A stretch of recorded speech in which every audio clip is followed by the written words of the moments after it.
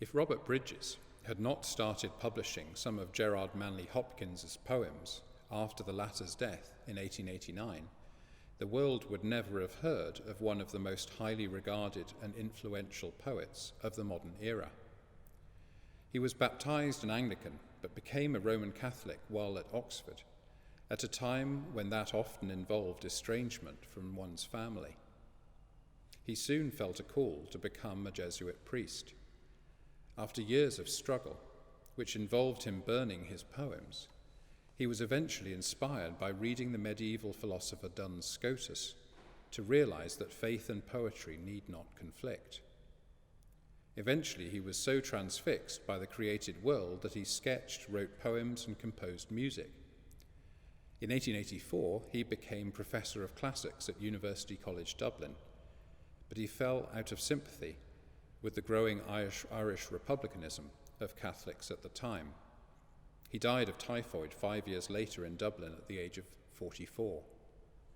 Here's one of his most famous poems in celebration of creation, God's Grandeur.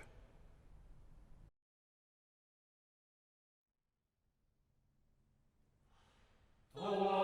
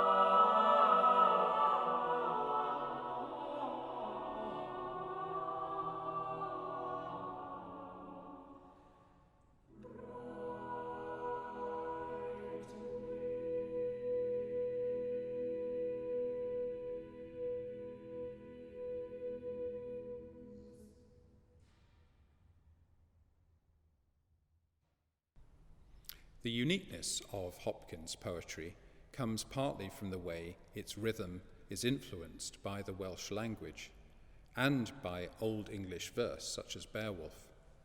Hopkins also developed, partly from Duns Scotus, the notion of inscape, which has been described as the charged essence, the absolute singularity that gives each created thing its being.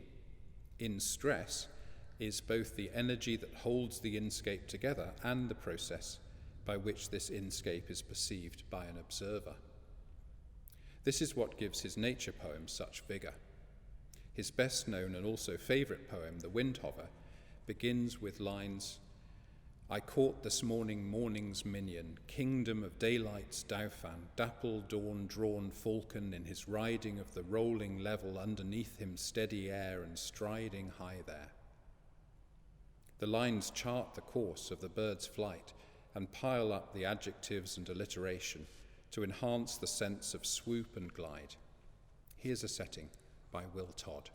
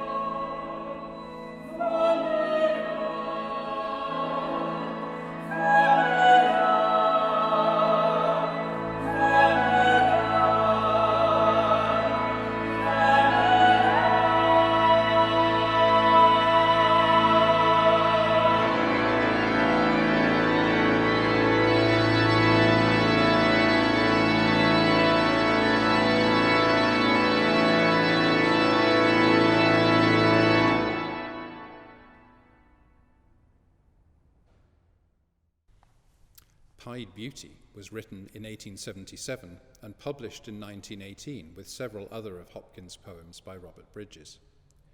It's a celebration of what Hopkins calls dappled things, notably trout with their spotted complexion, together with cattle and finches, and ultimately the landscape as a whole.